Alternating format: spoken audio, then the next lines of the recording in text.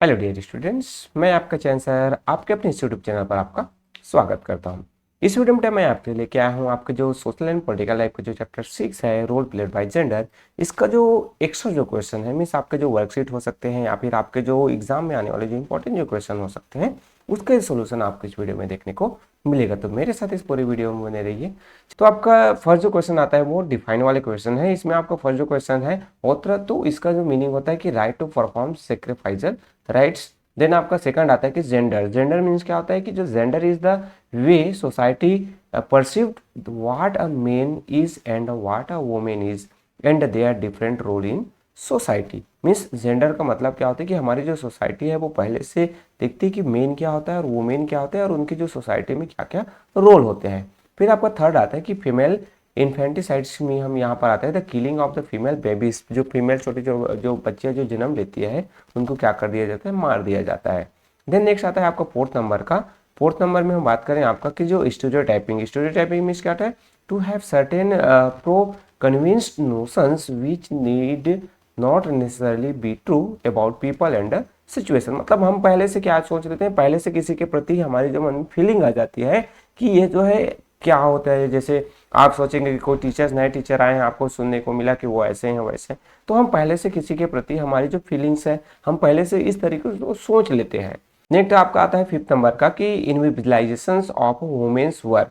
मतलब जो वुमेन का जो वर्क है उसको ध्यान नहीं दिया जाता, उसको देखा भी नहीं जाता है उसके वर्क के रूप में। So work which does not bring in any money like household work is treated as if it is of no importance and that is does not exit. मतलब जो हमारे जो महिलाएं हैं घर में, आपके मम्मी है, सिस्टर्स हैं, वो जो काम करते हैं तो उनको क्या है, उसका जो है वैल्यू, उसका मनी नहीं मिलता है। तो इस तरीके के काम को क्या किया जाता है, कोई भी जो है उसको ट्रीट नहीं किया जाता, नो इम्पोर्टेंस इंपॉर्टेंट ट्रीट नहीं किया जाता है।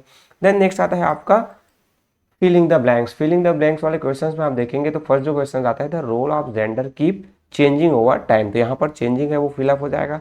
फिर आपका आता है the killing of female babies in the womb itself is called female foeticides. Then next आता है आपका थर्ड नंबर का कि gender discrimination is more often seen in rural areas than in cities. जो जेंडर डिस्क्रिमिनेशन है, भेदभाव है, वो रूरल एरियाज में ज़्यादा देखने को मिलता है सिटी के मुकाबले। तो इस तरीके से ये जो है थर्ड का आंसर हुआ। देन आपका नेक्स्ट आता है फोर्थ नंबर का कि stereotyping is a pre convinced notions of how women and men must behave in a society. तो स्टीरियोटाइपिंग जैसे हमने पहले देखा था। देन नेक्स्ट आता है फिफ्थ नंबर का according to gender base womens are suppose to do household work while men are the breadwinner in a family. मतलब क्या होता है कि जो है महिलाएं हैं वो घर का काम करेगी और जो मेन है वो बाहर जाकर काम करेंगे।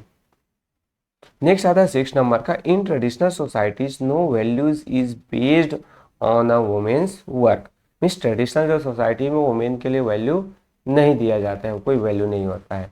देन नेक्स्ट आता है multiple choice question. Multiple choice question में आपका फर्स्ट जो आता है कि which of this statements are correct with regard to patriarchal society. मतलब जहाँ पर जो मेल जो हेड होता है तो उसमें क्या होता है कि the work and duties of male female gender are strictly defined, womens are allowed to study and work, या फिर men share in the household work, या फिर women partake in the decision making of the family. तो correct state में आपका ए हो जाएगा, जहाँ पर वर्क है या फिर ड्यूटीज है मेल और फीमेल में पहले से जेंडर के अकॉर्डिंग उसको डिस्ट्रीब्यूट कर दिया जाता है। देन नेक्स्ट आता है second, how did books like the Manusmriti and the अर्थशास्त्र वर्क अगेंस्ट वुमेन। तो मनुस्मृति और अर्थशास्त्र में वुमेन्स के अगेंस्ट क्या क्या चीजें वहां बताई गई है। तो द बुक से that salvation can be attained only if the last rites are performed by men. The book says that women are created for the sake of son. The book gave equal rights to the women for family property etc.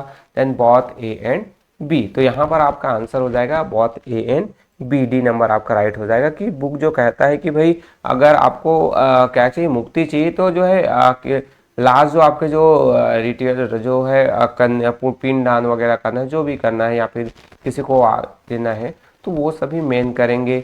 और साथ ही साथ जो है कहते हैं कि जो women है उसको सेक ऑफ सन के लिए, सन पर बच्चा पैदा करने के लिए उसको क्रिएट किया गया, महिलाएं जो है उत्पत्ति हुई, तो ये कहा जाता है। तो ये जो चीज़ें हैं आपका, तो डी बॉथ ए और बी है वो राइट आंसर हो जाएगा।